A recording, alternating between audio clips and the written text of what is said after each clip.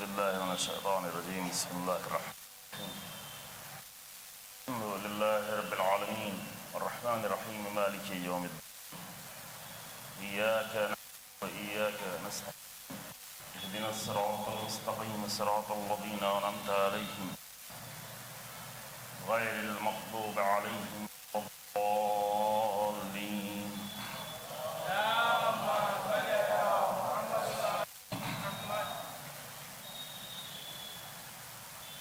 أعوذ بالله من الشيطان الرجيم. بسم الله الرحمن الرحيم.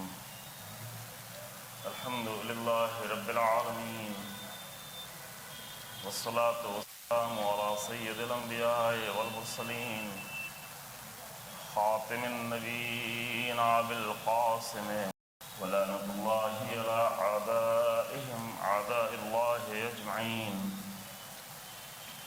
أما بعد فقد قال الله تبارك وتعالى في كتابه الكريم: بسم الله الرحمن الرحيم. قل لن يصيبنا إلا ما كتب الله لنا هو مولانا وعلى الله فليتوكل المؤمنون.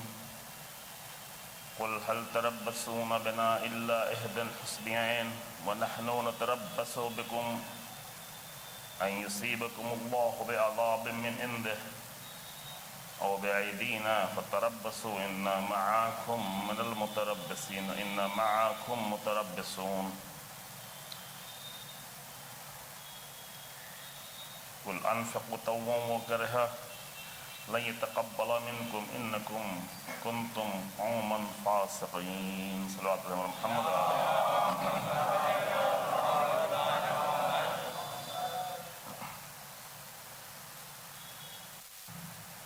جعفری صاحب نے ایک بہت اچھی کیپٹن جعفری صاحب نے ایک بہت اچھی بات کی کہ ہمارے جوان اور قوم کے ذمہ دار افراد بہتر طریقے سے آگے کی طرف بڑھنے کی کوشش کر رہے ہیں اور اس کے حالات محسوس ہو رہے ہیں. یہ چیز بیان کی اور البتہ مجھے یہ نہیں معلوم تھا کہ میری بھی کچھ آگے تعریف کریں گے، ورنہ میں پھر جعفری صاحب سے معذرت کر لیتا، ان کو آنے نہ دیتا. وہ کچھ غلط فہمیاں ہوئی ہیں. میں ایک معمولی سے طالب علم ہوں. قرآن کے اصولوں پر، کربلا کے قرآنی اصولوں پر جو بیسک اصول ہیں جس کی بنیاد پہ کربلا کی تعمیر ہوتی ہے، کربلا کی عظیم الشان نورانی الہی اور قرآنی بلڈنگ جو تیار ہوتی ہے، اس کی بنیادیں ایک معصوم کے عمل کی بنیاد پر، وہ کبھی اپنی طرف سے کچھ عمل نہیں کرتا ہے بلکہ ہمیشہ اس کا عمل الہی ہوتا ہے. تو ان الہی بنیادوں کو ہم کہاں تلاش کریں؟ تو ظاہر ہے کہ تمام الہی بنیادوں کا سرچشمہ وہ قرآن ہے. کتب الہی ہیں، دیگر اللہ کی کتابوں میں بھی وہی باتیں تھیں، وہی اصول، وہی بیسک چیزیں تھیں، لیکن اس میں تبدیلیاں آئیں. الحمدللہ قرآن اپنی حقیقی شکل میں موجود ہے اور محفوظ ہے اور ہمیشہ محفوظ رہے گا. کتنی بھی قرآن سے دشمنی کی جائے، کتنا بھی قرآن کو جلایا جائے، کتنی بھی قرآن کے اپنے بغض و نفرت اور اپنے کمپلیکس کا اظہار کیا جائے، لیکن قرآن نہ صرف یہ کہ اس سے اور ختم ہوگا بلکہ قرآن اس سے اور تیزی سے قرآنی نور بڑھتا جائے گا. اگر مکے والوں نے قرآن سے اور رسول اللہ سے اتنی دشمنی نہ کی ہوتی تو شاید رسول اللہ کا پیغام پہنچنے میں اور دیر لگتی. یہ ایک طریقہ ہے. شاید اللہ اور دوسرے بھی طریقے نکال سکتا تھا، لیکن ایک بہت ہی اچھا طریقہ یہ ہے کسی بھی آئیڈیالوجی کے آگے بڑھنے کا، اور خاص کر وہ آئیڈیالوجی اگر حق ہے اور مضبوط ہے، اس کی بنیادیں اگر مضبوط ہیں، اس کے سنبھالنے والے لوگ اگر کمزور نہیں ہیں، تو جس قدر اس کی مخالفت کی جاتی ہے اتنا ہی زیادہ وہ اور قوت اور مضبوطی سے آگے بڑھتی ہے. مخالفت کرنے سے وہ لوگ پیچھے ہٹ جاتے ہیں جو کمزور لوگ ہوتے ہیں. مخالفت کرنے سے وہ لوگ بیٹھ جاتے ہیں جو بزدل ہوتے ہیں، جو ڈرے ہوتے ہیں. اور نہ انبیاء کبھی ڈرے ہیں، نہ قرآن کے وارثین کبھی ڈرے ہیں، اور نہ قرآن کے نور میں کبھی کمی ہونے والی ہے۔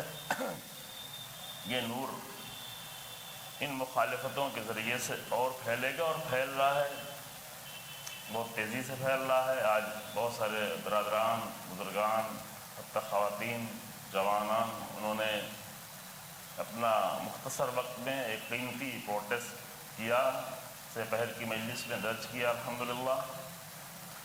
یہ سب ایک علامتی عمل ہے۔ ظاہر ہے کہ ہمارے ایک پروٹیسٹ کر لینے سے دنیا میں بہت کچھ تبدیل نہیں ہو جاتا ہے، لیکن کم سے کم ہم یہ ثابت کر سکتے ہیں کہ ہم لوگ بے غیرت نہیں ہیں۔ بعض لوگ پریشان ہوتے ہیں کہ ہمیں پروٹیسٹ میں لگا دیا گیا، نہیں، کچھ لگایا نہیں گیا ہے، نہ ہم روڈوں پہ گئے، نہ سڑکوں پہ گئے، نہ کسی کو نقصان پہنچایا، نہ کسی کے خلاف کوئی نعرہ لگایا۔ ایک پیسفل اظہار تھا۔ جب کوئی آزادی بیان کے نام پر قرآن جیسی کتاب کو جلا سکتا ہے تو ہم کم سے کم اتنا تو کہہ سکتے ہیں کہ بھئی ہماری کتاب ہے، ہم اس سے محبت کرتے ہیں، ہم اس سے عشق کرتے ہیں، اور اسی بہانے اسے ہم اپنی زندگی میں لانا چاہتے ہیں۔ اور انشاءاللہ یہ سلسلہ کم سے کم اپنے غیرت کے اظہار کا سلسلہ بھی جاری رہے گا، لیکن بنیادی چیز جو ہے وہ بار بار تقاضا کیا جا رہا ہے آپ کی خدمت میں، بنیادی چیز وہ ہے جو حسین ابن علی سلام اللہ علیہ نے کیا، اور وہ یہ ہے کہ اپنے عظیم الشان قیام کے ذریعے سے، اپنے عظیم الشان مشن اور مومنٹ اور تحریک کے ذریعے سے قرآن کے اصولوں کو قیامت تک کے لیے زندہ کر دیا۔ وہ اصول سب ختم ہو جاتے، کوئی سوچتا بھی نہیں، کوئی تصور بھی نہیں کرتا۔ یزیدیت کا سایہ اور بنی امیہ کا سایہ اس طرح امت اسلامی پر چھا جاتا کہ پھر حقیقی اسلام کی کبھی بات ہی نہیں ہوتی۔ اور اگر حسین ابن علی کا وہ عظیم الشان قیام نہ ہوتا اور اس کے نتیجے میں لوگوں کے اندر جرأت اور بیداری اور تڑپ اور انقلاب نہ پیدا ہوتا، اگر وہ حکومتوں کے مقابلے میں نہ کھڑے ہوتے، تو یہ بھی بعید نہیں تھا جس طرح دیگر قوموں نے دوسری کتابوں کو تبدیل کر دیا، یہ قرآن کو بھی تبدیل کرنے کی کوشش کر لی۔ البتہ اس کے لیے اللہ کا وعدہ ہے کہ تم کچھ بھی کر لو، قرآن اپنی جگہ پہ محفوظ رہے۔ اِنَّا نَحْنُ نَزَّلْنَا الذِّكْرَ وَإِنَّا لَهُ لَحَافِظُونَ، ہم ہی ہیں جو قرآن کو نازل کرنے والے ہیں، اور ہم ہی ہیں جو قرآن کی حفاظت کرنے والے ہیں۔ قرآن کی حفاظت اللہ کرتا ہے۔ اب یہ کہ قرآن کی حفاظت کے لیے وہ ذریعہ کس کو بنائے، کب بنائے، کس سرزمین پہ بنائے، یہ اللہ کا کام ہے، لیکن حفاظت بہرحال قرآن کی قیامت تک رہے گی، اور اس میں کوئی بھی نہ تبدیلی ہو سکتی ہے، نہ کمی آ سکتی ہے، نہ زیادتی ہو سکتی ہے، نہ اسے کوئی نقصان پہنچا سکتا ہے۔ جو قرآن کو جلا کر یہ ثابت کرنا چاہتے ہیں کہ قرآن ہماری نظروں میں کچھ نہیں ہے، در حقیقت وہ دنیا کی نظروں میں بہت ہی حقیر لوگ ہیں، بہت ہی پست لوگ ہیں۔ صرف مسلمانوں کے لیے نہیں، صرف مومنوں کی بات نہیں ہے، بہت سارے لوگ ہیں جو اتنا انسانیت لوگوں کے پاس ہے کہ جب کوئی کسی کتاب کو مقدس جانتا ہے تو اس کی توہین نہ کی جائے۔ اور یہ بات میں شروع میں کر چکا ہوں کہ ہمیں بھی کسی کی مقدسات کی توہین پہنچانے کا حق نہیں ہے۔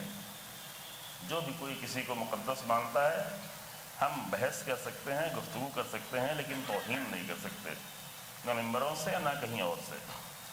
آج جو ہمیں گفتگو کرنی تھی، اور جو آج وہ بنیاد عرض کی کہ امام حسین علیہ السلام نے کیا کیا۔ امام حسین علیہ السلام نے اس دور میں کہ جب قرآن کے، رسول اللہ کے، انبیاء کی ساری کوششوں کو ہمیشہ کے لیے ختم کیا جا رہا تھا، تو حسین ابن علی نے ایک ایسا قیام کیا اور ایک ایسا مومنٹ شروع کیا کہ جس کی بنیادیں قرآن سے تھیں۔ قرآن کو عملی طور پر آ کر زندہ کیا۔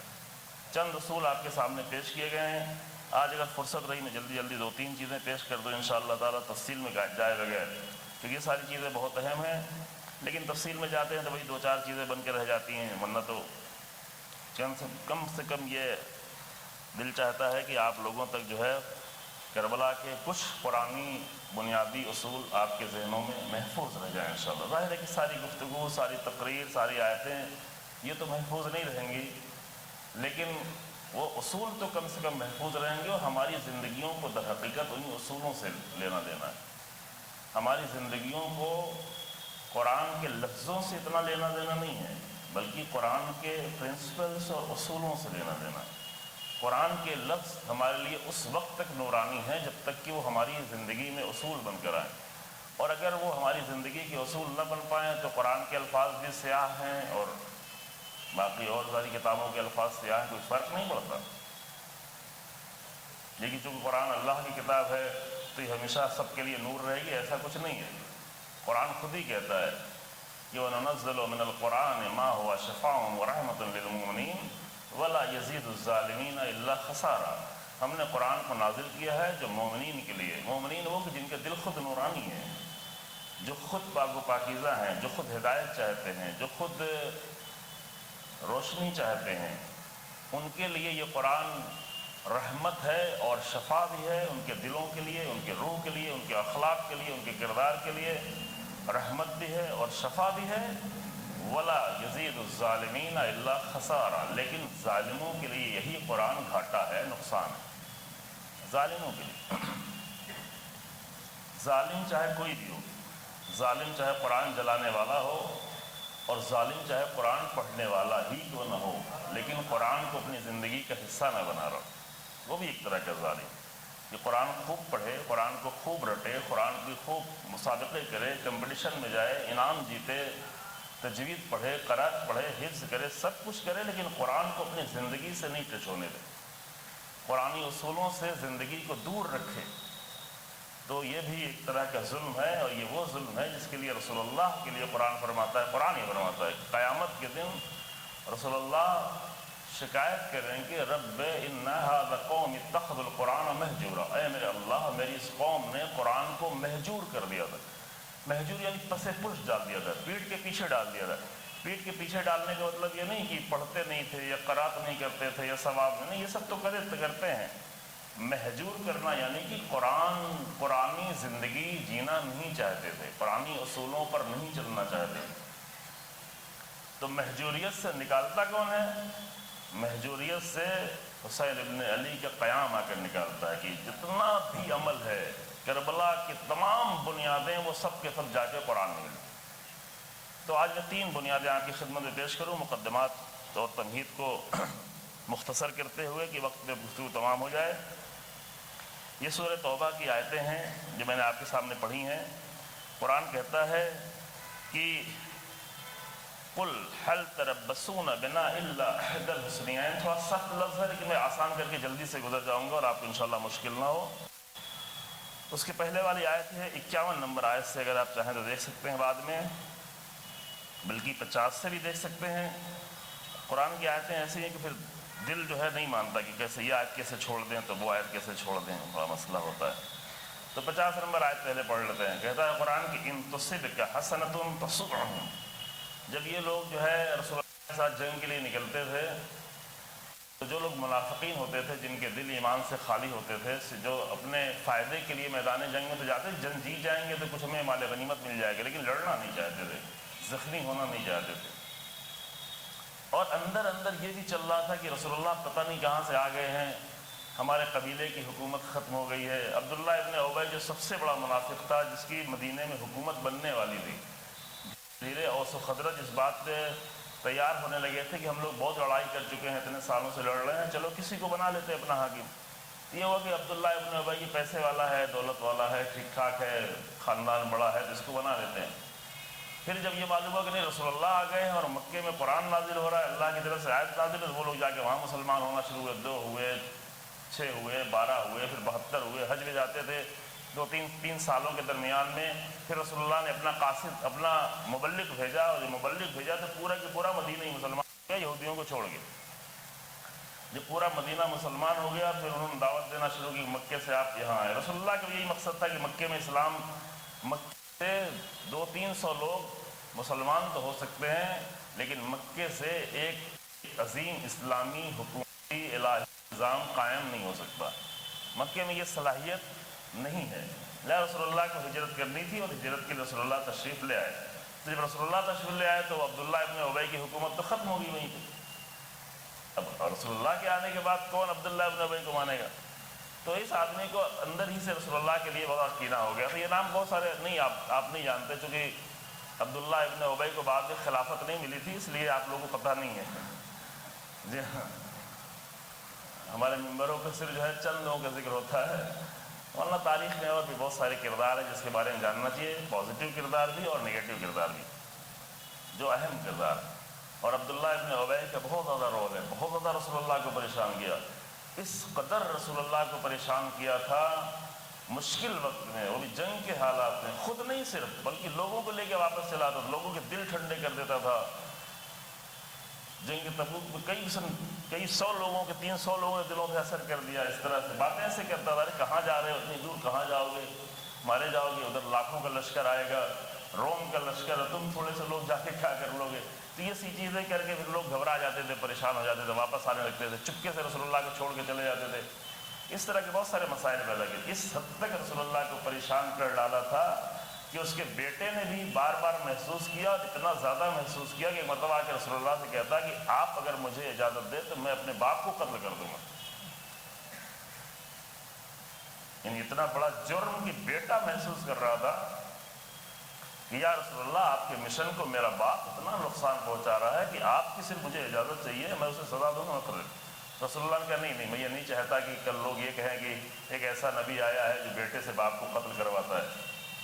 یہ اہم مسئلہ ہے.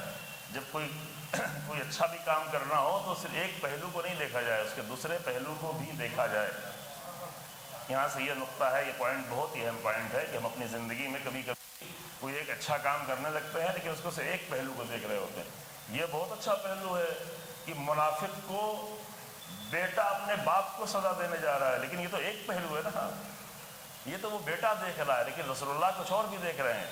رسول اللہ یہ دیکھ رہے ہیں کہ کہیں یہ عمل ایک مجرم، ایک منافق کو سزا تو مل جائے، لیکن کہیں ایسا نہ ہو کہ اسلام کی خوبصورت تعلیمات سے لوگوں کے دور ہونے کا سبب بن جائے کہ ایسا نبی جو بیٹے سے باپ کو قتل کرا.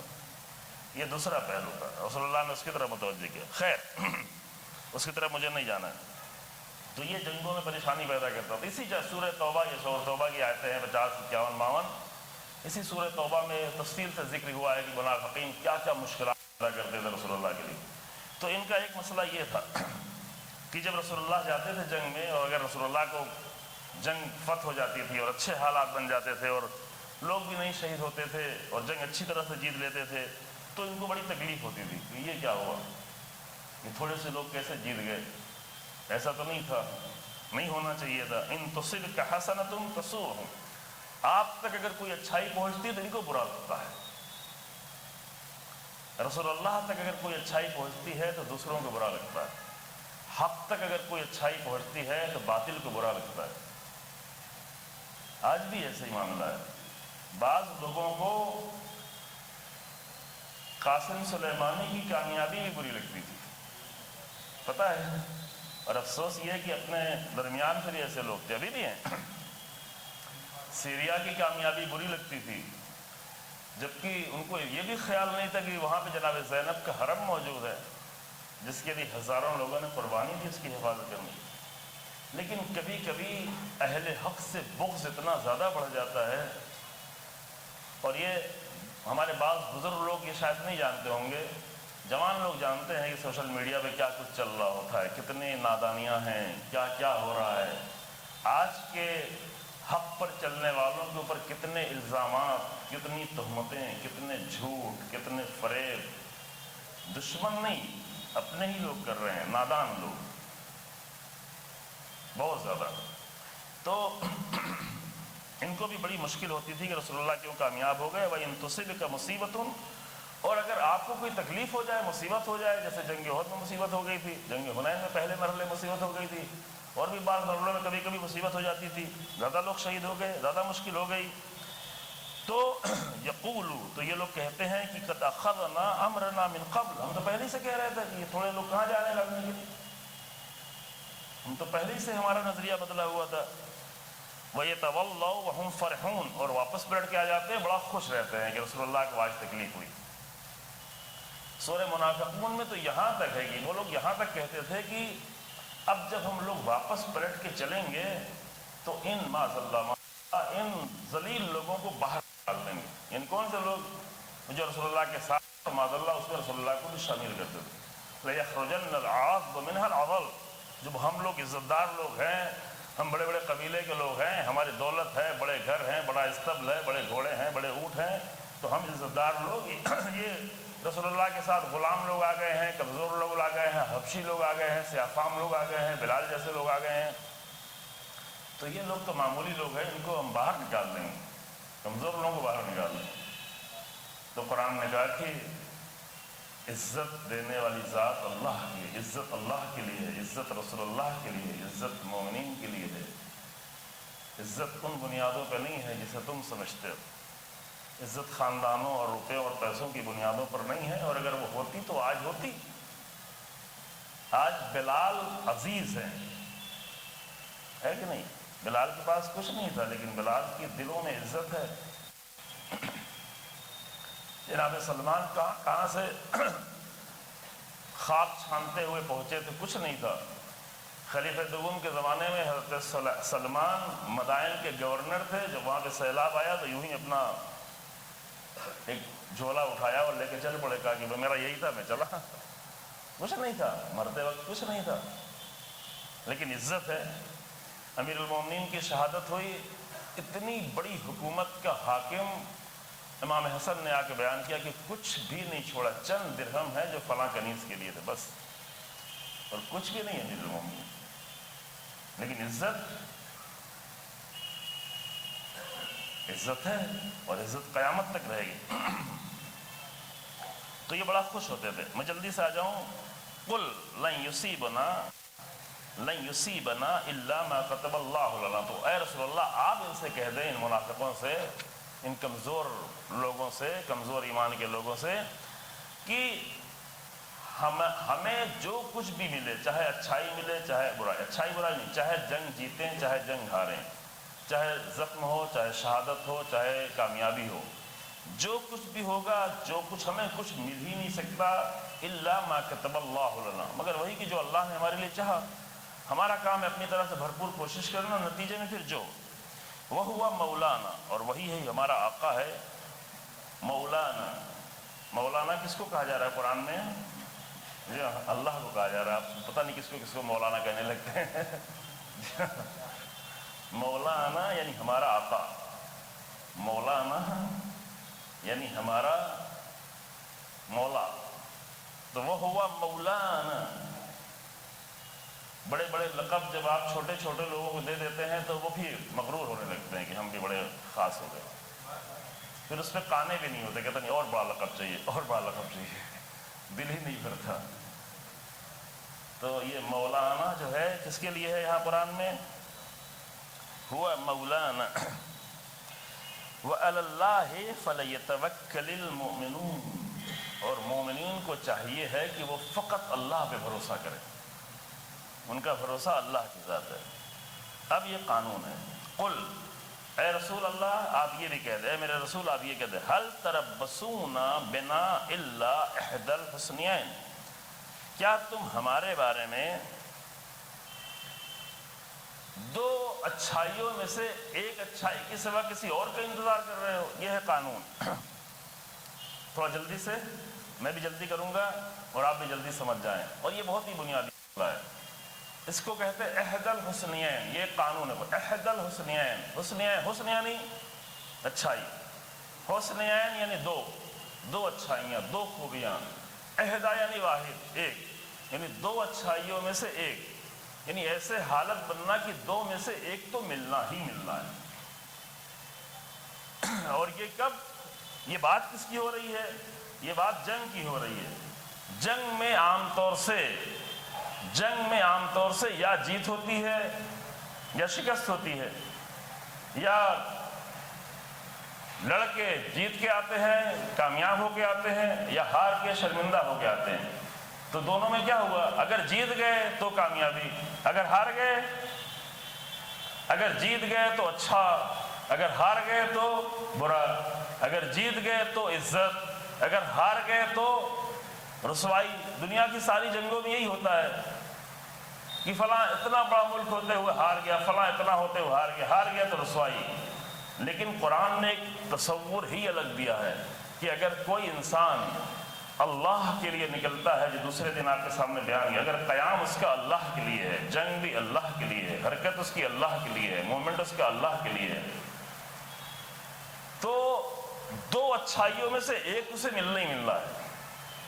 حتیٰ میدان جنگ میں اس کے لیے یہ نہیں ہے کہ جیتا تو کامیاب اور ہارا تو رسوائی، جیتا تو عزت، ہارا تو ذلت، نہ، اگر وہ اللہ کے لیے آگے بڑھتا ہے تو دونوں حالتوں میں اچھائی ہے۔ احد الحسنین، دو نیکی میں سے ایک نیکی تو ملنی ہے، دو خوبیوں میں سے ایک خوبی تو اسے ملنی ہے، یعنی وہ نکلا ہے تو نقصان کی تو کوئی بات ہی نہیں ہے، برائی کا تو کوئی مسئلہ ہی نہیں ہے، ذلت کا سوال ہی نہیں ہے، دو میں سے اسے ایک نہ ایک ملنا ہے۔ اگر وہ جیت کر کلمہ حق کو بلند کر لے گیا تو یہ بھی ایک اچھا ہے، اور اگر نہ جیت کر کے شہید ہو کر اللہ کے لیے اپنی جان کو دے گیا تو یہ بھی اچھا ہے۔ اس کو کہتے ہیں احد الحسنین، یہ قرآن کا لفظ ہے۔ میں آپ کو لفظوں میں زیادہ پریشان نہیں کروں گا، لیکن جو یاد رکھنا چاہیں وہ اس قانون کے تحت اس کو رکھ سکتے ہیں۔ تو قرآن نے رسول اللہ سے کہا، آپ ان سے پوچھیں کہ تم میرے بارے میں کیا انتظار کرتے ہو؟ ہمیں دو میں سے ایک ہی صورت ہو سکتی ہے، یا تو جا کر جنگ کریں گے، حق و باطل کی جنگ کریں گے اور جیت جائیں گے، یا یہ کہ شہید ہو جائیں گے۔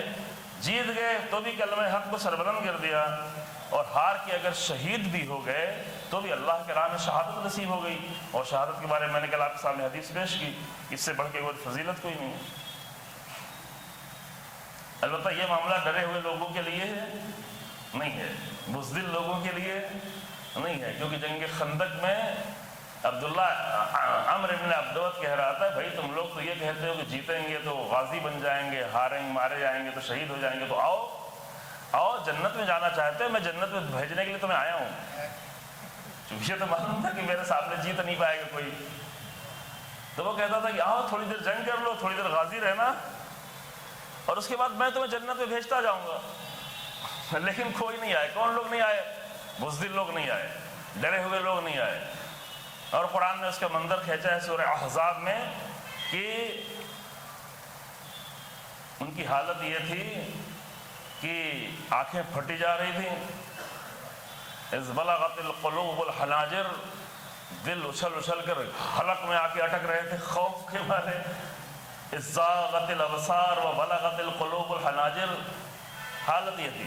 لیکن وہاں پہ کون نکلا؟ وہاں پر ایک 28 سال کا جوان، کہ عام طور سے عرب میں جنگ کے پختہ انسان کو 35-40 سال کے بعد سمجھا جاتا تھا۔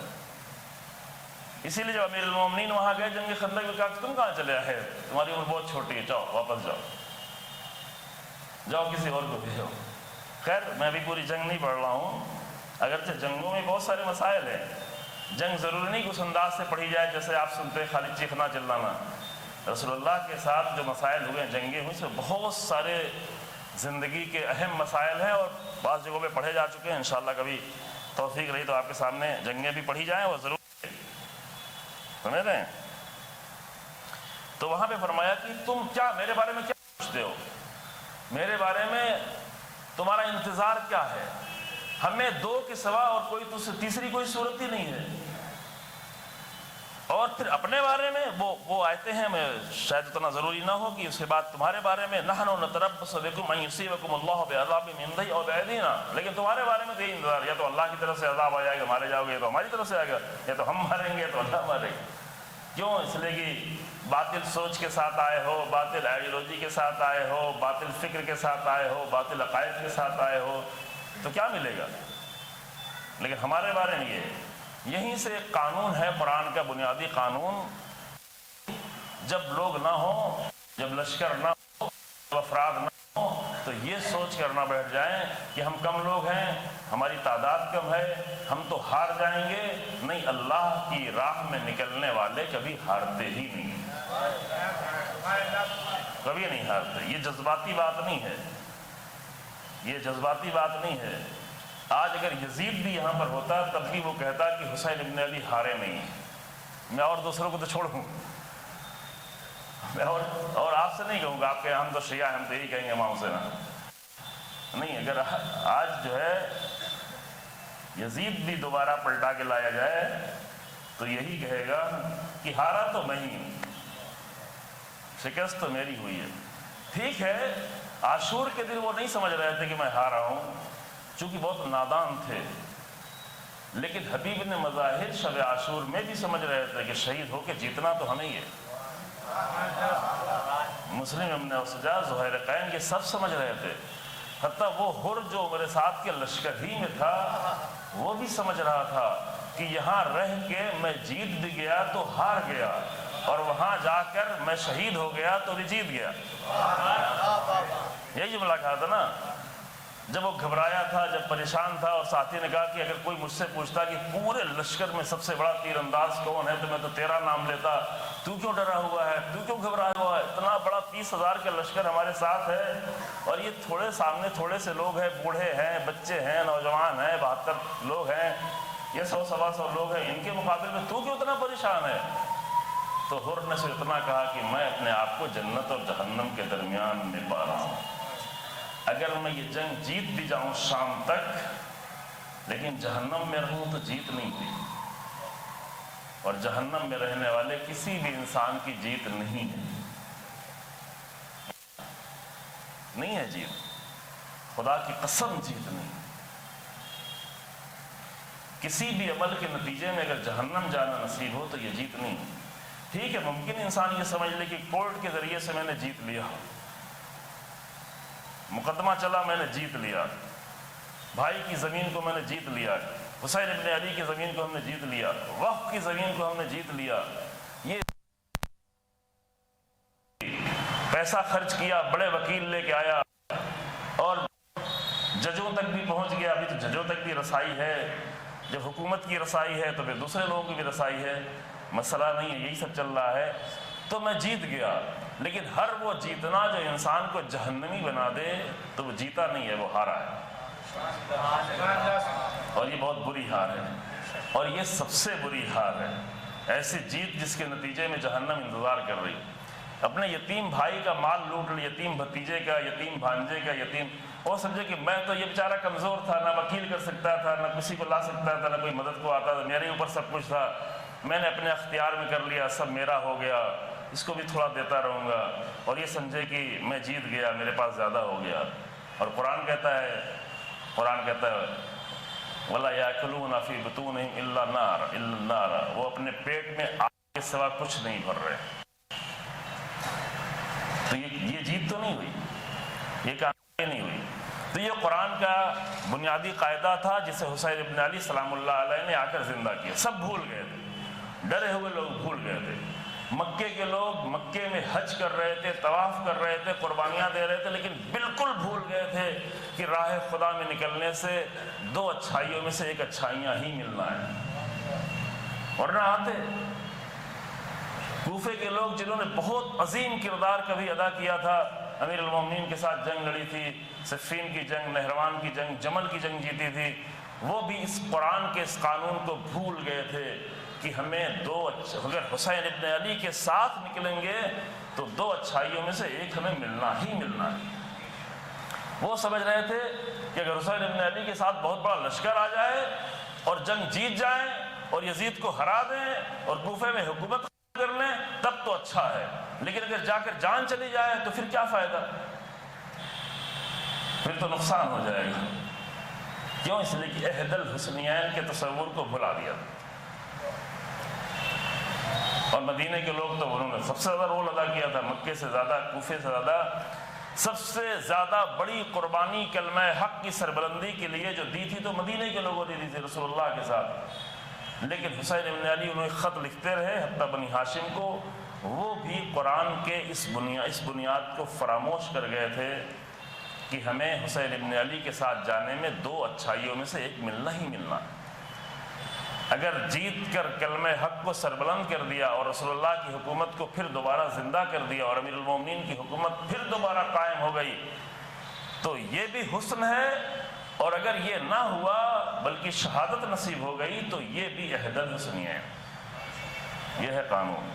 اب ظاہر ہے کہ دوسرا اور تیسرا قانون اسی سے مربوط ہوتا ہے، وہ ہے قرآن کا قانون۔ وہ بھی اس وقت فراموش ہو رہا تھا، وہ بھی حسین ابن علی کو زندہ کرنا تھا، اور وہ کیا تھا؟ وہ تھا ایک جہاد، دوسرے شہادت۔ جہاد اور شہادت یہ دونوں جو ہے بالکل خاتمے کی منزل میں تھا۔ اور یہ جو آپ سنتے رہتے ہیں کہ اسلام ختم ہو جاتا، تو اسلام ختم ہونے سے مطلب یہ تھوڑا نہیں تھا کہ نماز روزہ ختم ہو جاتا۔ بعض لوگوں کا تصور یہ ہے کہ نمازیں نہیں رہتی، روزے نہیں رہتے، نا یہ سب چلتا رہتا، لیکن سے کیا فائدہ ہے واقعی؟ حج سے کیا فائدہ ہے جس کی سرپرستی یزید کا؟ کیا ہے؟ ایسی نماز پڑھ لینے سے، اٹھنے بیٹھنے سے اور چند کلمات ادا کر لینے سے کیا ہے؟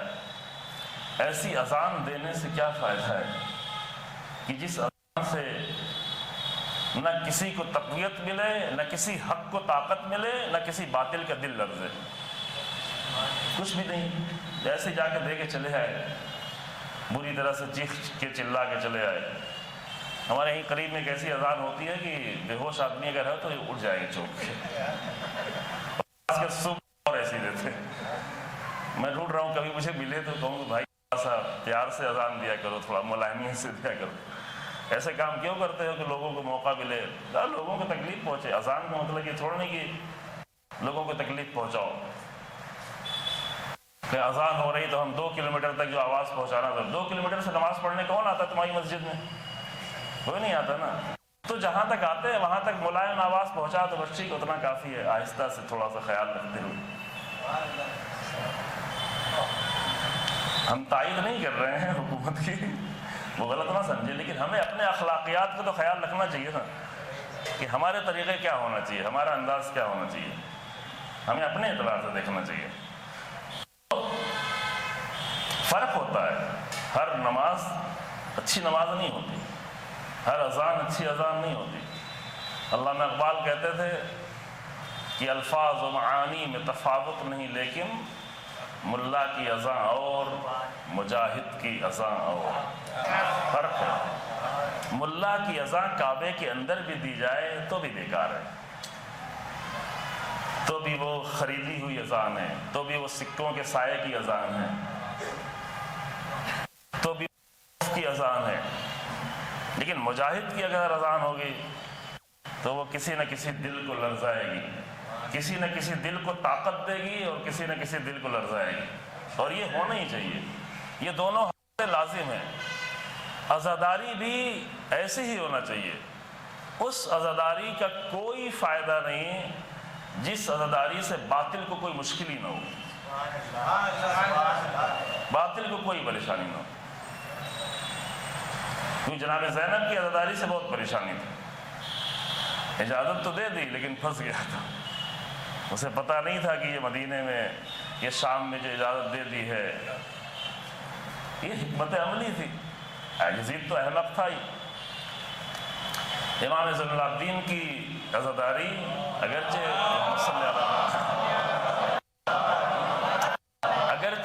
اتنا زور شور سے نہیں تھی جتنا ہماری زور شور سے ہوتی ہے، نہ ہاتھیوں پہ تھی، نہ گھوڑوں پہ تھی، نہ لائٹنگ میں تھی، نہ شادی جیسے ماحول میں تھی۔ جی کل آپ نے دیکھا ہوگا نا 7 محرم کو شادی کا ماحول، اور شادی کے ماحول کا ہاتھی گھوڑے، یہ سب کچھ نہیں تھا۔ لیکن امام زین العابدین علیہ السلام کی عزاداری یہ اسلامی دنیا کے لیے، مومنین کے لیے طاقت بھی تھی اور باطل کے لیے خوف بھی تھی۔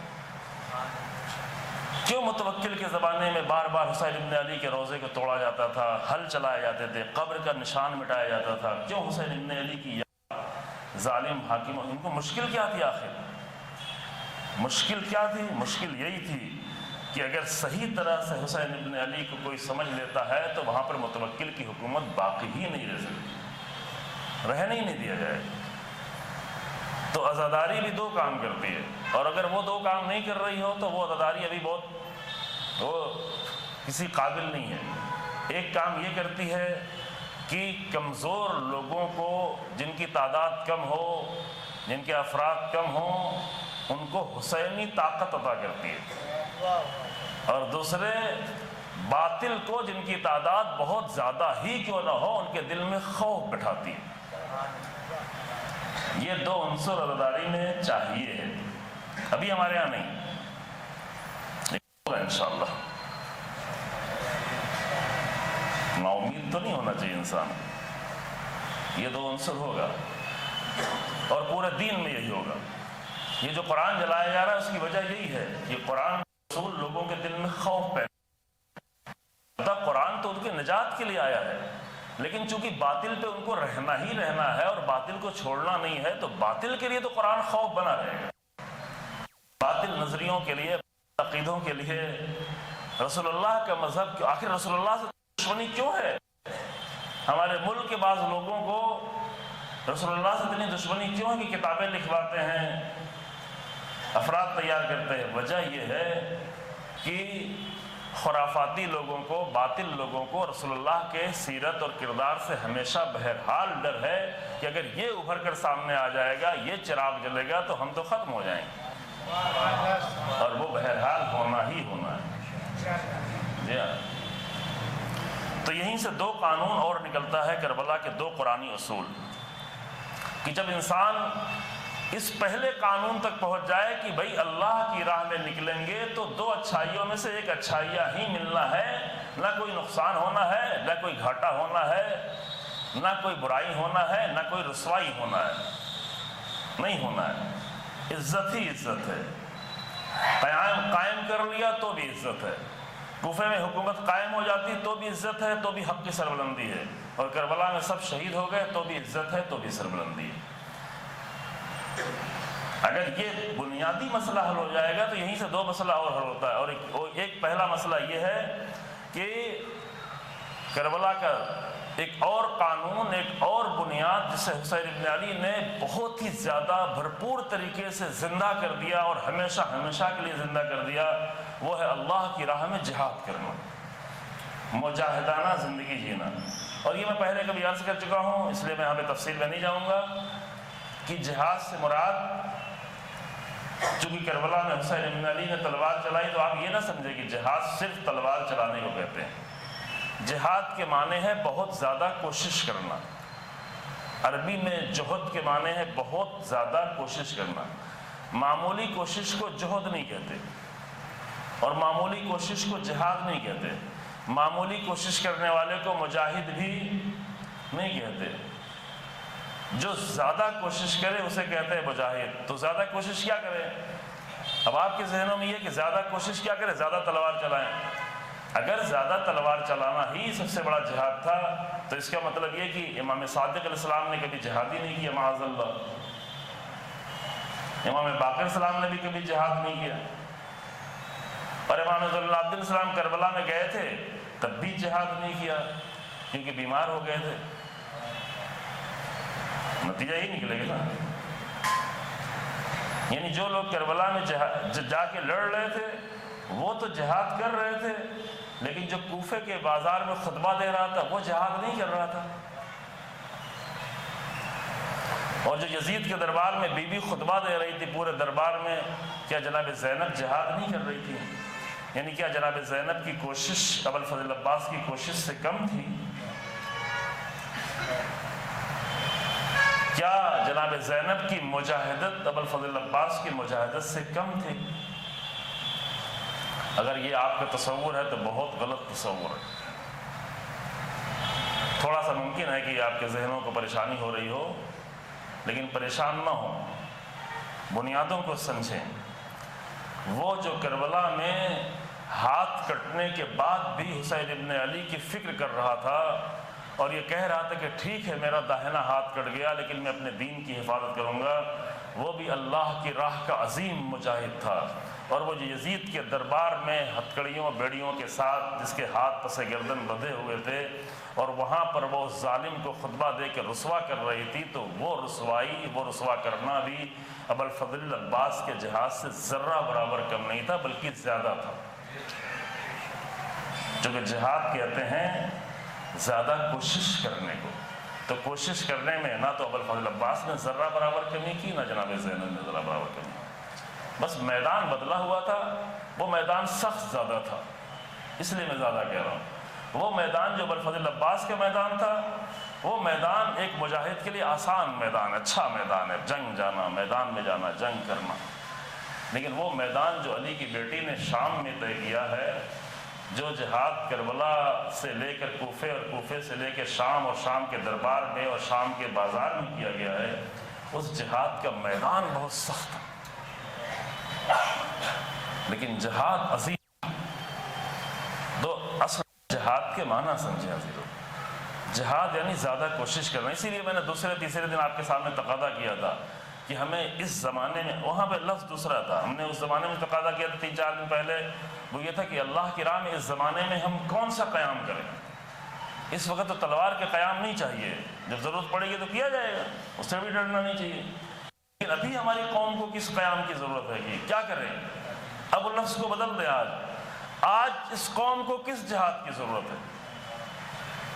اگر آ کر دوسرے پروپیگنڈا کر رہے ہیں کہ علمی جہاد کر رہے ہیں، UPSC کا جہاد کر رہے ہیں، نیٹ کا جہاد کر رہے ہیں، تو دوسروں کو پروپیگنڈا کرنے دو، لیکن آپ تو کرو، چونکہ یہ جہاد ہم سے چاہا گیا ہے، تلوار سے زیادہ ہم سے یہ جہاد چاہا ہے، علم کا جہاد، یعنی علم کے لیے کوشش، علم کے لیے بھرپور کوشش، زیادہ کوشش، اتنا ہی کوشش کہ جب سامنے بہت سارے دشمن ہوں تو انسان تلوار چلانے میں کتنی کوشش کرے گا؟ آہستہ آہستہ چلائے گا، کہ میں ایک تلوار اٹھا کے چلاؤں تب تک 10 تلوار میرے اوپر آ جائے، تو یہاں تو پوری کوشش کرے گا، جتنا تیزی سے ممکن ہو سکے گا اتنی تیز تلوار چلائے گا، ذرہ برابر کمی نہیں آنے دے گا۔ اسی طریقے سے آج کے زمانے میں جس میدان میں ہمیں آگے بڑھنا ہے، ایمان کا میدان، علم کا میدان، ارادے کا میدان، عزت کا میدان، ان میدانوں میں ہماری کوشش مجاہدین جیسی ہونا چاہیے، ہمارے بچوں کی، ہمارے جوانوں کی، ہمارے بزرگوں کی، ہمارے ذمہ دار افراد کی جہاد ہے۔ اگر حسین بن علی میدان کربلا میں جنگ نہ کرتے تو جہاد نہیں کیا تھا، تب بھی جہاد تھا۔ میں آپ کو زیادہ ٹھہرانا نہیں چاہتا، اس کے لیے بہت ساری آیتیں موجود ہیں، آیتیں تو بہت زیادہ ہیں، میں چند آیتیں لے کے آیا تھا، لیکن شاید اتنی فرصت نہ ہو کہ میں آپ کے سامنے آیتیں پڑھوں۔ آیتیں ہیں، شدید ہے، شدت سے ہے، حکم قرآن ہے،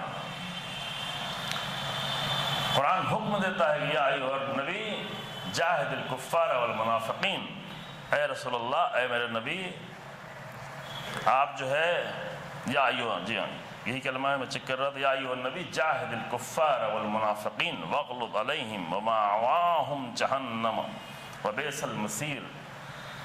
جنگ کب کریں گے؟ جنگ تو کبھی کبھی ہوتی تھی، امیر المومنین کے تو کب کب جنگ کرتے تھے؟ کیا روزانہ جنگ کرتے تھے؟ سوال۔ امام علی روزانہ جنگ کرتے تھے، امام علی سے بڑا مجاہد تاریخ میں کون ڈھونڈ کے لائے گا؟ کس کو لائے گا؟ تو کیا امام علی روزانہ جنگ کرتے تھے؟ نہیں، جنگ بدر ہونے میں تقریباً 1 سال سے زیادہ گزر گیا ہجرت کے بعد، جنگ بدر کے بعد جنگ احد تک نوبت آنے میں 20 سال خالی تھا، اور جنگ بدر میں کتنی دیر جنگ کی؟ 2-3 گھنٹے، اس سے بھی کم۔ جنگ احد میں کتنی دیر جنگ کی؟ تو ایک دن میں چند گھنٹے جنگ کرتے تھے، پورے سال کی بیچ میں زندگی گزر رہی تھی۔ جنگ احد کے بعد جنگ خندق تک کا فاصلہ تقریباً 1.5 سال سے بھی زیادہ ہے، اور اس بیچ میں کوئی بڑی جنگ نہیں، ممکن گئے تھے بعض جنگوں میں چھوٹے موٹے جہاں لڑائی نہیں ہوئی، کوئی جنگ ہی نہیں ہوئی، ایسے جاتے تھے لوگ ڈر کے ختم کر دیتا ہوں۔ تو کیا یہ سمجھتے ہیں کہ امیر المومنین 1-2 سال میں کبھی ایک مرتبہ جہاد کر لیتے تھے؟ نہیں، امیر المومنین کی پوری زندگی کا ہر لمحہ مجاہدانہ تھا، یعنی اللہ کے راہ میں بھرپور کوشش کرنا۔ اور یہ میں اپنی طرف سے نہیں کہہ رہا ہوں سر، وہ ایک حدیث ہے جو بہت مشہور ہے، نہج البلاغہ کی ہے، بڑی حدیث ہے، کلام امیر المومنین، حکمت امیر المومنین فرماتے ہیں کہ الایمان علی 4 دعائم، ایمان کے 4 ستون ہیں، علی الصبر والیقین والعدل والجہاد، صبر ہو، یقین ہو، اور عدل ہو، اور جہاد ہو۔ یہ ایک لفظ نہیں ہے، یہ بہت بڑی چیزیں ہیں۔ عدل کے بارے میں تھوڑا سا بیان بھی کر چکا ہوں آپ کے سامنے، کہ عدل یعنی پوری زندگی کا انصاف اور بیلنس کے ساتھ آگے بڑھنا، تو یہ ایک چیز نہیں ہے، بہت بڑی چیز ہو جاتی ہے۔ تو یہ جو امام فرما رہے ہیں کہ ایمان ہے ہی نہیں مگر یہ 4 چیزیں ہونا چاہیے۔ 4 چیزیں میں ایک چیز کیا ہے؟ جہاد۔ تو ایمان انسان کیا سال میں کبھی ایک بار ایمان ہو جائے، مومن ہو جائے؟ یہ ہے سال میں جہاد تو ایک بار کیا، کسی نے 10 سال تک جہاد ہی نہیں کیا تو 10 سال تک مومن ہی نہیں ہو سکتا۔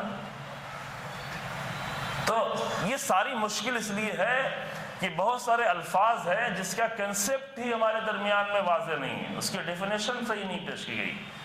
جہاد کو جاہلوں نے نہیں معلوم مجاہدین خلق اور فلاں فلاں جہاد کے نام کے گروہ بنا کر دہشت گردی کر کے دہشت گردوں کو مجاہد کہا جانے لگا۔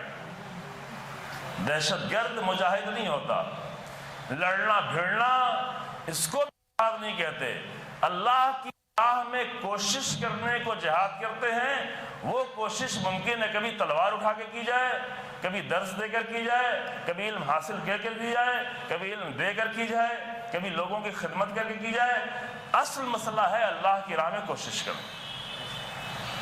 شرط یہ ہے کہ فی سبیل اللہ ہو، کیونکہ اگر فی سبیل اللہ نہیں ہے تو پھر وہ آپ کے لیے ہے، وہ آپ کا کام ہے۔ جس کے لیے ہے اس کو فائدہ ملے گا۔ خاندان کے لیے ہے تو خاندان کی عزت، آپ کے لیے ہے تو آپ کی عزت، ادارے کے لیے ہے تو ادارے کی عزت، لیکن فی سبیل اللہ ہے تو اللہ کے لیے ہو گیا، یہ ہمیشہ ہمیشہ کے لیے باقی رہنے والا ہو گیا۔ تو اسے کہتے ہیں مجاہدت۔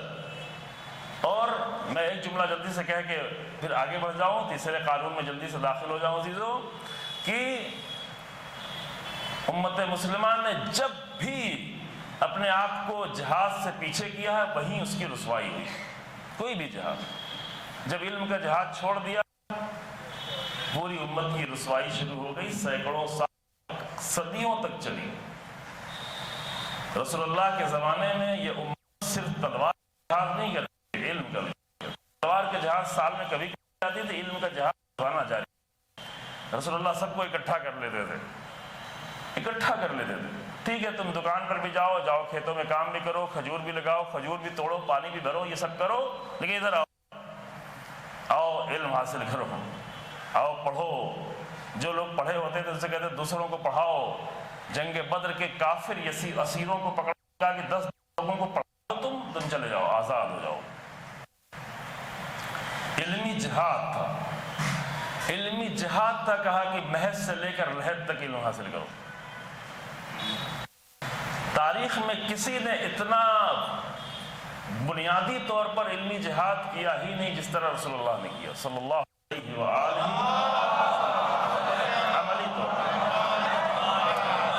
عملی طور پر کیا۔ یہ جو پڑھنے والے ہیں، قصیدے پڑھنے والے ہیں، سیرت کے جلسے کرنے والے ہیں، وہ اوپر کی چند چیزیں بیان کر کے چلے جاتے ہیں اور کھا پی کے چلے جاتے ہیں، لیکن رسول اللہ کے بنیادی مجاہدانہ زندگی کے پہلو کو بیان نہیں کرتے۔ رسول اللہ نے علمی جہاد کیا، رسول اللہ نے اخلاقی جہاد کیا، رسول اللہ نے سیاسی جہاد کیا، رسول اللہ نے اجتماعی جہاد کیا، رسول اللہ نے سوشل جہاد کیا، رسول اللہ نے سارے اصولوں کو بدل دیا، سوسائٹی کے اصولوں کو، سوشل سوچ کو بدل دیا، فکروں کو بدل دیا، اخلاقیات کو بدل دیا، حکومتوں کے انداز کو بدل دیا، حکومتوں کے سوچنے کے طریقوں کو بدل دیا، علم کے انداز کو بدل دیا۔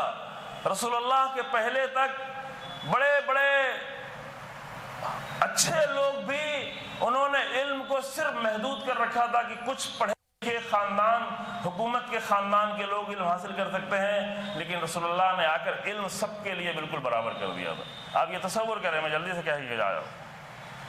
اور بات تک رہا، ابھی ہمارے ہی ملک میں ابھی بھی بعض لوگ اگر پڑھنے جاتے ہیں انہیں باہر نکالا جاتا ہے، سوشل میڈیا پہ آ بھی جاتا ہے کہ فلاں قوم کا بچہ اگر گھوڑے پہ سوار ہو گیا، شادی کا بھی دن ہے، اس کی بڑی حسرت ہے کہ بھئی شادی کے دن چلو ہم ہی بھی گھوڑے پہ بیٹھ جائیں، تو لوگ اسے مارتے ہیں۔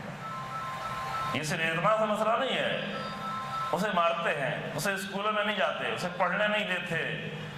یہی ڈاکٹر امبیڈکر کی قصے آپ نے سنے ہوں گے، کتنا پریشان کیا گیا کہ یہ کیسے پڑھ سکتا ہے، ایک بچہ پڑھنا چاہ رہا ہے، علم حاصل کرنا چاہ رہا ہے، لیکن نہیں، یہ ممکن نہیں ہے۔ ہمارے ڈسکرمنیٹڈ کلچر کے خلاف ہے کہ نیچی قوم کا انسان پڑھنے آ جائے۔ ہم نے جو ڈسکرمنیشن پیدا کیا ہوا ہے اور جو چل رہا ہے، جو تیزی سے چل رہا ہے، جس کو بھی اور مضبوط کیا جا رہا ہے، لہذا ممکن ہی نہیں تھا، لباس نہیں صحیح سے پہن سکتے تھے۔ ساؤتھ انڈیا میں تو خواتین اپنے آپ کو ڈھک نہیں سکتی تھی، میں ممبر زیادہ واضح نہیں کہہ سکتا ہوں، اس حد تک انسانوں کو پست اور ذلیل سمجھا جاتا تھا۔ علم کا تو سوچ بھی نہیں سکتے تھے کہ نچلی قوم کے لوگ علم حاصل کرنے آئے، تصور چاہے وہ کتنے ہی ذہین کیوں نہ ہو، کتنا ہی پڑھنا کیوں نہ چاہیں، یہ تصور ہی نہیں کر سکتے تھے کہ ہم بھی پڑھ سکتے ہیں۔ یہ بہت بڑا جرم تھا، اس کی بہت بڑی سزائیں تھیں۔ اگر کوئی بچہ پڑھنا چاہتا تھا تو اس کے ماں باپ کو بھی سزائیں دی جاتی تھی، اس کے پورے بھرے گھر کو سزائیں دی جاتی تھی۔ یہ 1000 سال پہلے کی بات نہیں ہے، یہ 2000 سال پہلے کی بات نہیں، یہ بھی آج 80 85 60 70 80 90 سال پہلے ہمارے ملک میں ہوتا رہا، اور 100 سال پہلے 125 سال پہلے وہ یورپ میں ہوتا رہا، پوری دنیا میں یہ سب کچھ ہوتا رہا، تھوڑا اور پہلے، تھوڑا اور پیچھے، تھوڑا کم، تھوڑا آگے، لیکن رسول اللہ نے پہلی بار آ کر علم کو تمام انسانوں کے لیے بالکل برابر سے عام کیا، سارے علم کو، ہر علم کو سب کے لیے عام کر دیا۔ علمی جہاد سب سے بڑا علمی جہاد رسول اللہ نے کی، تو رسول اللہ کی امت کو بھی آج سب سے بڑا علمی جہاد کرنے کا۔ میں نے اتنی دیر کے لیے آپ کو یہاں پر روک دیا، لیکن اس پہ غور کریں گے آپ لوگ، خاص کر یہاں پہ جو ذمہ دار لوگ بیٹھے اس پہ زیادہ غور کریں گے کہ یہی نجات کا راستہ ہے کہ مضبوط ایمان کے ساتھ علم میں آگے بڑھنا۔ یہ میں تاکید کرتا ہوں، اس کے لیے کوشش کریں، مل جل کی کوشش کریں۔ یہ اچھا نہیں لگتا کہ ہماری بہت ساری بچیاں ہیں، بہت سارے جوان ہیں جن کو اگر وہ اچھا پڑھنا چاہیں تو ایمان جاتا ہے، ایمان بچانا چاہیں تو علم جاتا ہے۔ تو کیا ایسا نہیں ہو سکتا کہ ایسا کچھ کیا جائے کہ جہاں ایمان بھی بچے اور علم بھی بچے؟ ہو سکتا ہے، یہ ناممکن تو نہیں ہے، لیکن اس کے لیے ارادے کرنے کی ضرورت ہے۔ لوگوں کی کر بھی رہے ہیں الحمدللہ، جو کوشش کر رہے ہیں اللہ ان کی کوششوں کو کامیابی عطا فرمائے۔ ہمارے بعض بزرگان خدا اس سال ابھی ہمارے درمیان میں نہیں ہیں، چند سال پہلے تھے، علمی یہاں اس شہر میں کر کے گئے ہیں، تو اس کے نتیجے دیکھ رہے ہیں، انشاءاللہ اور بھی بہتر نتیجے آئیں گے۔ ایک انسان کوشش کرے گا تو اتنے نتیجے آئیں گے، 10 لوگ کوشش کریں گے تو اور نتیجے آئیں گے، پوری قوم مل کر کوشش کرے گی تو اور بھی بڑے نتیجے آئیں گے۔ لیکن ایک مومن مجاہدت سے کبھی پیچھے نہیں ہو سکتا، اپنے ایمان کا درجہ وہیں سے اتنا ہی معین کر لے، جتنا کوشش کر رہا ہے اتنا ہی ایمان، چاہے وہ تقریر ہو، چاہے وہ مجلس پڑھنا ہو، چاہے وہ خطابت ہو، چاہے وہ عمل ہو، چاہے وہ تجارت ہو، چاہے وہ تعلیم ہو، چاہے وہ بزنس ہو، اگر کوشش ہے تبھی ایمان ہے، کوشش نہیں ہے تو اپنا بزنس ہے، باقی تو جو انسان کرتا ہے۔ بزنس چاہے دکان میں کیا جائے، چاہے ممبر پہ کیا جائے، ایک ہی ہے، بلکہ ممبر والا بزنس دکان سے برا ہے۔ دکان والے کو تو لوگ سمجھتے ہیں کہ تو بزنس کر رہا ہے، لیکن ممبر والے کو لوگ سمجھتے نہیں، لیکن پھر بھی وہی کر رہا ہے، تو وہاں مسئلہ زیادہ خراب ہو جاتا ہے۔ ٹھیک ہے، بس میں نے اب آخری منزل میں، اگر وقت تمام ہو گیا تو میں ختم نہیں کر دوں، نہیں آگے بڑھوں، بس خالی نام لیتا ہوں کہ احد الحسنین کے نتیجے میں انسان جہاد کے لیے نکلتا ہے، اور جہاد کے نتیجے میں اللہ کی راہ میں قیام کرتا ہے، یہ ایک حسن۔ اور دوسرا حسن کیا ہوتا ہے کہ انسان کو شہادت نصیب ہو جائے، راہ خدا میں شہادت نصیب ہو جائے۔ شہادت کا فلسفہ نہیں معلوم یہاں پہ کبھی بیان کیا گیا کہ نہیں بیان کیا گیا، میں صرف ایک جملے میں عرض کر دیتا ہوں، اس کی تفصیل بہت زیادہ ہے، پوری ایک مجلس ہے جو کل نہیں پڑھیں گے، چونکہ کل 2-3 چیزیں مجھے اور بیان کر دیں گے، پھر کبھی۔ شہادت کا فلسفہ یہ ہے کہ اس پورے نظام کو، پوری خلقت کو، پورے یونیورس کو اللہ نے اس نظام کے تحت پیدا کیا ہے کہ ہر ایک قربانی دے تاکہ اپنے بڑے سے بڑے مقصد کو بچا سکے، اور صرف انسان ہی کو نہیں کرنا ہے، زمین کو بھی قربانی دینا ہے تاکہ اناج نکلے، اناج کو بھی قربانی دینا ہے تاکہ کسی کا پیٹ بھرے اور زندگی آگے بڑھے، درختوں کو قربانی دینا ہے، پھلوں کو قربانی دینا ہے۔ کوئی درخت یہ نہیں کہہ سکتا کہ پھل میرا ہے تو میں کیوں کھلاؤں، نہیں کھلاؤ گے تو خاک میں جا کے مل کے سڑ جائے گا، کھلا دو گے تو اس کا ایک درجہ بلند ہو جائے گا۔ درخت سے حیوان میں پہنچ جائے گا. حیوان کا ایک درجہ درخت سے بلند ہے. جانور کہے کہ میں کیوں تمہیں کھلاؤں اپنے آپ کو, میں کیوں ذبح ہوں, مجھے ذبح کرنا صحیح نہیں ہے, مجھے ذبح کرنا صحیح نہیں ہے. وہ البتہ یہ الگ مسئلہ ہے کہ جو ابھی آواز ہمارے ملک میں اٹھتی ہے, صرف قربانی کے دن بڑے ذبح کی باتیں ہوتی ہیں, لیکن اور دنوں میں خوب ذبح کر کے کھاتے ہیں اور بہت بے رحمی سے کھاتے ہیں, بہت زیادہ بے رحمی سے. پھر ذبح کرنے کی بات آتی تو انسانوں کے ذبح کرنے سے پرہیز نہیں کرتے.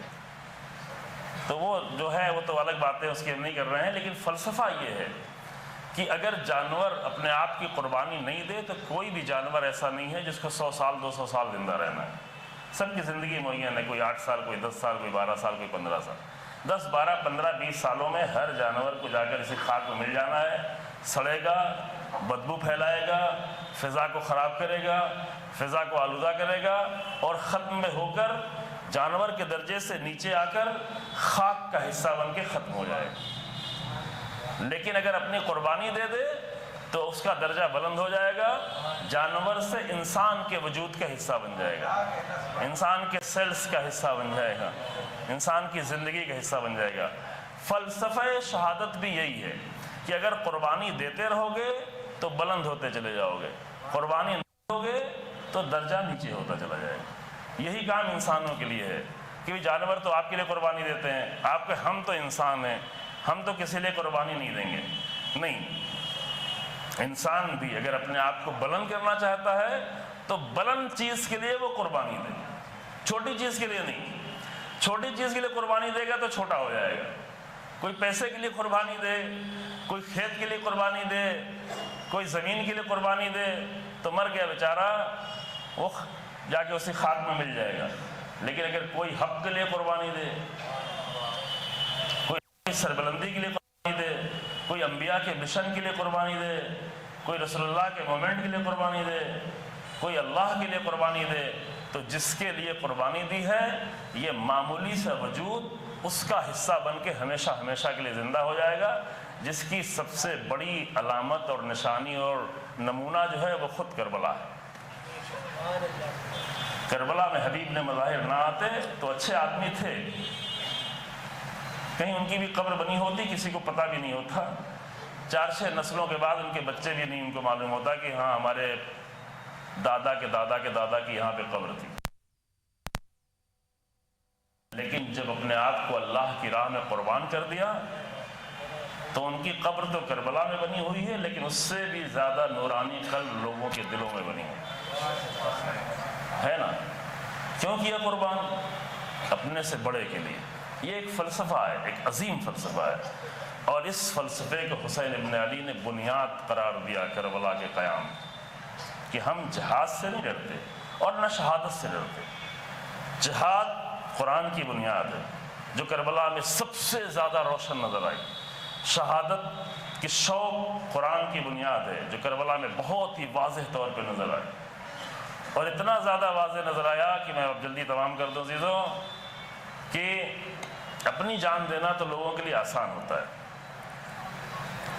لوگوں کے سرات ہم جیسے لوگ نہیں, جو بلندیوں کے لیے جیتے ہیں ان کے لیے اپنی جان دینا آسان ہوتا ہے, لیکن اگر اپنے بچوں کی جان دینا ہو, لوگ یہ چاہتے ہیں کہ میرے بچے بچ جائیں, میں آگے بڑھ جاؤں, میرے بھائی بچ جائیں, میرے چھوٹے بھائی بچ جائیں.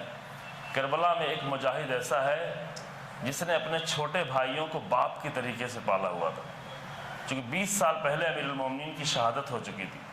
47 ہجری میں جب امیر المومنین کی شہادت ہوئی تو ابوالفضل عباس کے جو 3 چھوٹے چھوٹے بھائی تھے, اگرچہ سب کے سرپرست حسین ابن علی تھے, اس سے پہلے سب کے سرپرست امام حسن مجتبی علیہ السلام تھے, لیکن بہرحال ام البنین کے پاس جب آتے تھے اپنی ماں کے پاس تو ذمہ داری ابوالفضل عباس کے پاس تھی کہ بھئی یہ تمہارے چھوٹے چھوٹے بھائی ہیں, ان کا خیال تم رکھو. اور رکھتے بھی تھے, سب کا رکھتے تھے. ابوالفضل عباس تو وہ تھے کہ بنی ہاشم کے سارے جوانوں کا خیال رکھتے تھے. حسین ابن علی کی سرپرستی میں سب کو جنگ سکھانا, سب کو میدان میں جانے کا ہنر سکھانا, اور سب کو اور بھی بہت سارے علم سکھانا, فقہ سکھانا, اخلاق سکھانا, رہن سہن, یہ سب کچھ سرپرستی میں ہوتا تھا حسین بن علی کے، اور ابوالفضل عباس میں سب سے آگے آگے بڑھ کر رہتے تھے۔ اور یہ بہت مشکل مرحلہ ہوتا ہے کہ جن کو بچپن سے خود دیکھا ہو، سنبھالا ہو۔ جب امیر المومنین کی شہادت ہوئی تھی تو ابوالفضل عباس کے جو چھوٹے چھوٹے بھائی تھے، کسی کی عمر 4 سال تھی، کسی کی عمر 1.5 سال تھی، اور جو سب سے چھوٹا بھائی تھا وہ تو ابھی چند مہینے کا تھا، سال بھی پورا نہیں ہوا تھا۔ عبداللہ، جعفر اور عثمان یہ سگے بھائی تھے، ام البنین کے اپنے بیٹے تھے، امیر المومنین کے فرزند تھے، اگرچہ امیر المومنین کے اور بھی فرزند تھے لیکن یہ ام البنین کے مدنس تھے، اور یہ اچھے ایسے بیٹے تھے۔ میں پورا مصائب نہیں پڑھوں گا، آج دن میں پڑھ چکا ہوں عزیزو، 2 بار پڑھ چکا ہوں اور آپ کے سامنے بھی، لیکن صرف ایک پہلو پیش کرنا چاہتا ہوں کہ ام البنین کے یہ بچے، یہ فرزند، اگرچہ امیر المومنین کی شہادت کے وقت یہ چھوٹے چھوٹے تھے، ابوالفضل عباس بھی جوان نہیں تھے، بس صرف نوجوان تھے، ذمہ داریاں آ گئی تھیں، لیکن جب یہ بڑے ہوئے، ان کا اخلاق، ان کا کردار، ان کا رہن سہن، ان کا مدینے کی گلیوں میں دکھنا اتنا اچھا لوگوں کو لگتا تھا کہ ان بچوں کو دیکھ کے کہتے تھے یہ کن ماں کے بچے ہیں، کس ماں کے بچے ہیں۔ اور ماں کا لقب ہی تھا ام البنین، بچوں کی ماں، بنین یعنی اولاد، بچے، ام یعنی ماں، بچوں کی ماں۔ اور آپ جانتے ہیں کہ آج کے زمانے میں 4 بیٹے ہونا یہ تو شاید مشکل ہے، لیکن اس زمانے میں 4 بیٹے ہونا، مدینے میں اور بھی بہت ساری مائیں تھیں جن کے 4 بیٹے تھے، لیکن ام البنین کے بیٹے ہی کچھ ایسے تھے کہ جن کو دیکھ کے دل چاہتا تھا کہ اس ماں کو یاد کرے کہ جس نے ایسے بچے پالے۔ ہمارے سامنے تو صرف جنگ پیش کی جاتی ہے، اور جنگ بھی غلط طریقے سے پیش کی جاتی ہے نا؟ ایک عجیب انداز، ایک عجیب تصویر بنائی جاتی ہے ابوالفضل عباس کی، ہمیشہ غصے کی حالت میں ہے، اب تلوار نکلی تو تب تلوار نکلی، جبکہ ایسا ہرگز نہیں ہے، یہ بالکل غلط ہے۔ یہ کسی بھی مقتل میں نہیں لکھا ہے کہ ابوالفضل عباس غصے کی حالت میں، ایسے ہی سمجھتے جیسے اپنے گاؤں دیہات میں کوئی ذرا طاقتور ہو جاتا ہے وہ تو غصے میں رہتا ہے، ایسے انسانوں سے عباس کو سمجھنا چاہتے ہیں کہ غصے میں ہے۔ حسین بن علی کے سامنے بھی غصہ چلا، جلال چلا، وہ آتا جا رہا ہے، نہیں، سوال ہی نہیں ہے۔ یہ امیر المومنین کا فرزند ہے جو اس وقت تک اس کو جلال آ ہی نہیں سکتا جب تک کہ اس کے امام کا اشارہ نہ ہو جائے، اپنی طرف سے کیا، یہ کہ خط کھینچ دیا، یہ خط وط کھینچنا یہ کہیں نہیں، یہ دوسروں کے یہاں ہے کہ خط کھینچ دیا، یہاں سے نہ نکلنا وہاں سے نہ جانا، دوسروں کو دیکھ دیکھ کے آپ بھی خط کھینچنا شروع کر دیں۔ ابوالفضل عباس کو ان سب کی ضرورت نہیں ہے، نہ یہ سب کچھ پیش آیا۔ ابوالفضل عباس ایک مجاہد ہیں، ایک بہادر ہیں، ایک شجاع ہیں۔ ان کی مجاہدت یہ صرف نہیں ہے کہ تلوار چلائیں گے تو کوئی مقابلے میں نہیں آئے گا، ان کی مجاہدت یہ ہے کہ جب تلوار نہیں چلانا ہوگا تو بالکل خاموش کھڑے ہوں گے۔ ان کی شجاعت یہ ہے، شجاعت سے تلوار چلانے کو نہیں کہتے ہیں۔ لہذا ابوالفضل عباس کی تصویر واقعاً ہمارے درمیان میں جو بنائی گئی ہے وہ مناسب تصویر نہیں ہے۔ ایک زحمت کریں آپ لوگ، بہت سارے خاص کر یہاں پہ جوان ہیں، کہ جا کر اس لحاظ سے ایک آدھ مقتل کی کتاب کا مطالعہ کریں، یا ایسے علماء کے درمیان میں رابطے میں رہیں، ان سے سوال کریں، پوچھیں، تاکہ صحیح کربلا کے شہیدوں کی، خاص کر حسین ابن علی اور ابوالفضل عباس کی صحیح تصویر ہماری نظروں کے سامنے رہے، جو صرف جنگ میں نہیں تھے بلکہ علم میں، حکمت میں، کردار میں، اخلاق میں، فضیلتوں میں، کمالات میں، تمام خوبیوں میں ایسے تھے کہ ان بچوں کو دیکھ کے لوگوں کو یہ یاد آتا تھا کہ کس ماں کی یہ بچے ہیں، اس ماں نے اپنے بچوں کو کیسے پالا ہے۔ بابا کی تو شہادت ہو گئی تھی بچپن ہی ان بچوں کی، لیکن بس میں نے اب مصائب کے چند جملے میں آپ کی خدمت میں پیش کرتا ہوں اور تمام کرتا ہوں کہ کیا کہنا اس ماں کا جو بنی ہاشم کے گھرانے سے بھی نہیں ہے، جو رسول اللہ کے گھرانے سے بھی نہیں ہے، بہو بن کے آئی ہے، بہو بن کے آ کر خود کو، اپنے آپ کو اتنے عظیم مقام تک پہنچا دے، اس مقام تک پہنچا دے کہ اب اس کے لیے اولاد کی محبت، اولاد کی زندگی، یہ سب معنی نہ رہ جائے۔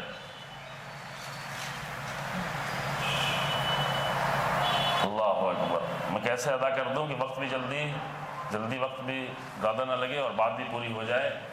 جب 28 رجب کو کاروان اہل حرم نکل رہا تھا تو ایک ماں اپنے 4 بیٹوں کو لے کر حسین ابن علی کی خدمت میں حاضر ہو گئی کہ یہ میرے 4 فرزند ہیں.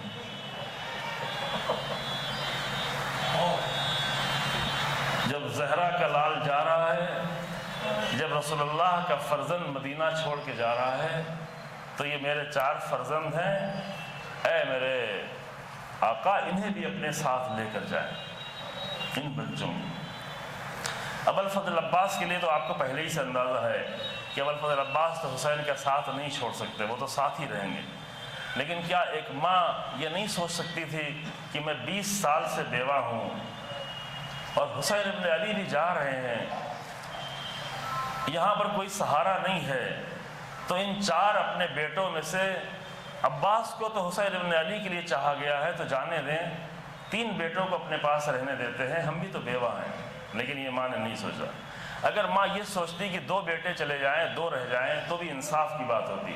اگر ماں یہ سوچتی کہ 3 کو ہم میدان میں بھیج دیں لیکن کم سے کم 1 کو تو اپنے پاس بچا لیں، تب بھی پوری دنیا بیان کرتی کہ کتنی عظیم ماں تھی کہ اس نے 3 بیٹوں کو مقتل کی طرف روانہ کر دیا، صرف 1 کو بچایا.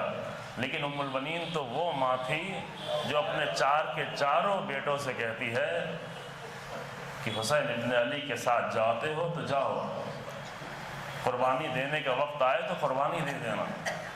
اور وہی عزم تھا، وہی ارادہ تھا کہ عاشور کے دن، بس میں جلدی سے تمام کر دیتا ہوں، عاشور کے دن ابوالفضل عباس نے اپنی شہادت سے پہلے اپنے 3 بھائیوں کو مقتل میں بھیجا امام حسین کی اجازت سے. میرے بھیا عبداللہ جاؤ، میرے بھائی عثمان جاؤ، میرے بھائی جعفر جاؤ، اور اپنے سگے بھائیوں کے لاشیں اٹھا کے لا رہے. یہ ہم کہہ دیں گے، آپ سن لیں گے عزیزوں. سگے بھائیوں کا لاشا اٹھانا جس کو 20 سال سے خود ہی پالا تھا بابا کی شہادت کے بعد، اور جن کی جب لاش اٹھا رہے ہیں تو بار بار ماں بھی یاد آ رہی ہے کہ ایک کی شہادت کے بعد میری ماں تنہا سے تنہا تر ہوتی جا رہی. لاشیں پہ لاشیں اٹھتے جا رہے ہیں اور آخر میں ابوالفضل عباس رہ گئے ہیں، صرف ابوالفضل عباس، اور خود مقتل میں کھڑے ہوئے ہیں. اب میں پوری شہادت نہیں پڑھ رہا ہوں عزیزوں. مجھے آج ابوالفضل عباس کے مصائب تو آپ نے صبح سے اور بھی سنے ہوں گے اور سال بھر سنتے رہتے ہیں، لیکن یہ لازم ہے کہ ایک مرتبہ اس ماں کو پہچانے کہ جس ماں نے ابوالفضل عباس جیسی اولاد کی تربیت کی ہے امیر المومنین کی شہادت کے بعد. یہ عزم کہاں سے آتا ہے، یہ ارادے کہاں سے آتے ہیں؟ ایک ماں کیسے ماں بن جاتی ہے کہ اتنے بچوں کی شہادت کی خبر بھی جب اسے دی جائے تو پرواہ نہ کرے، اور بس ہم یہیں پہ آ جاتے. جب خبر دی گئی، ام البنین کو خبر دی گئی، اللہ اکبر. فرق بتائیں، آپ کو آسانی سے بتا رہے ہیں، اور یہ آسانی سے اگر آپ کی آنکھوں میں آنسو آتا ہے وہ زیادہ قیمتی ہوگا عزیزو.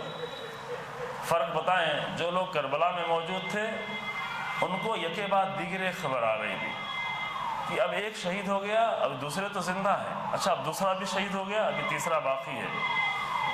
یکے بعد دیگرے خبر آ رہی تھی. اصحاب میں فلاں فلاں شہید ہو گئے لیکن ابھی فلاں فلاں باقی ہے. تو دھیرے دھیرے دل تیار ہوتا رہتا تھا، آمادہ ہو رہا، اب یہ شہید ہو گئے تو دوسرے کی نوبت بھی آنے والی ہے. صبح عاشور سے لے کر عصر عاشور تک یکے بعد دیگرے ایک شہادت کی خبر آتی رہی. لیکن ام البنین کو ایک ساتھ ہی ساری قیامت بتا دی گئی. تھوڑی دیر اپنے آپ کو ایک ماں کی جگہ رکھیں، نہ رکھ پائیں تو کم سے کم باپ ہی کی جگہ رکھیں.